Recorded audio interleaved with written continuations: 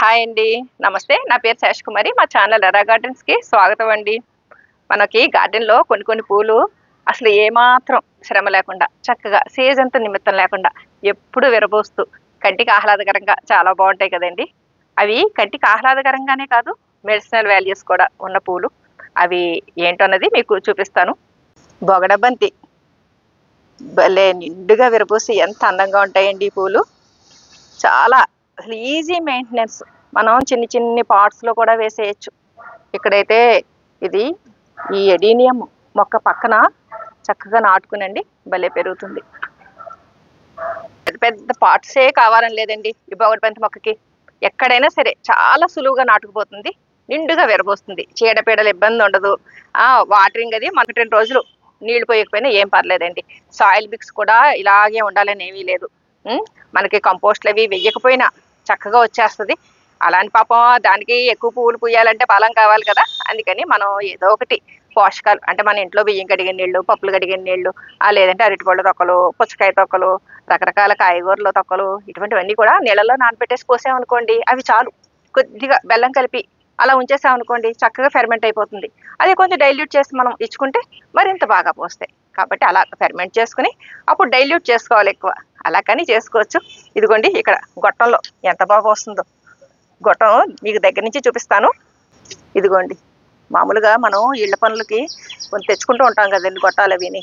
Water ఆ పైపులకని వాటికి వీటికి ఆ గొట్టాలు మిగిలిపోయినాయి అనమాట. ఆ తెచ్చుకున్న గొట్టాలు మిగిలిపోతాయండి. వాటిలో కొంచెం మట్టి వేసేసి పెట్టేసాం హాయిగా. ఇటు నుంచి అటు దాకా విరబూసినవి. కాకపోతే చివరి మొక్క ఎండిపోయిందండి. అది తీసేసి చిన్న పాట్స్ పెట్టేసుకున్నాం. దీనికి పెద్దగా ఇటు పక్కన సన్లైట్ లేదు, మట్టి లేదు. అయినా కానీ చక్కగా పూసిందండి.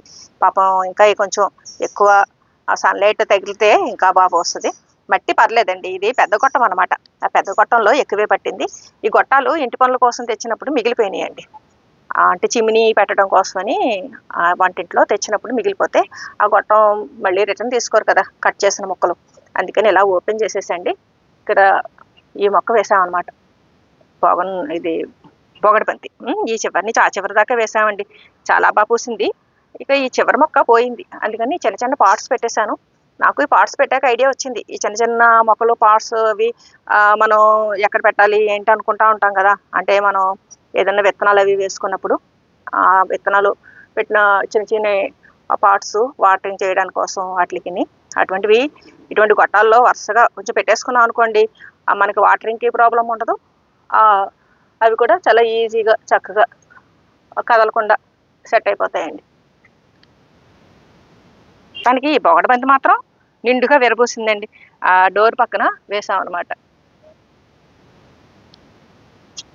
గార్డెన్లో రకరకాల మొక్కలు ఎన్నున్నా కానీ మనకి కొంచెం కలర్ఫుల్గా నిండుగా ఇటువంటి బొగడబంతి లాంటి మొక్కలు కనపడుతూ ఉన్నాయనుకోండి ఎంత బాగుంటుందండి. బోగన్విల్లాలు నిండుగా విరబూసినాయి. ఈ బొగడబంతి అయితే ఇంక చెప్పక్కర్లా.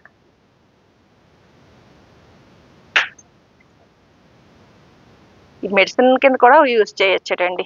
నేను ఇది వరకు వీడియో ఒకటి రిలీజ్ చేశాను. మెడిసిన్ కింద ఎలా యూజ్ చేయాలి ఏంటి అన్నది. ఈ విత్తనాలు నానబెట్టుకున్న నీళ్లు తాగొచ్చట, ఆకులు ఉపయోగించవచ్చట. చాలా రకాల లాభాలు ఉన్నాయండి. అంటే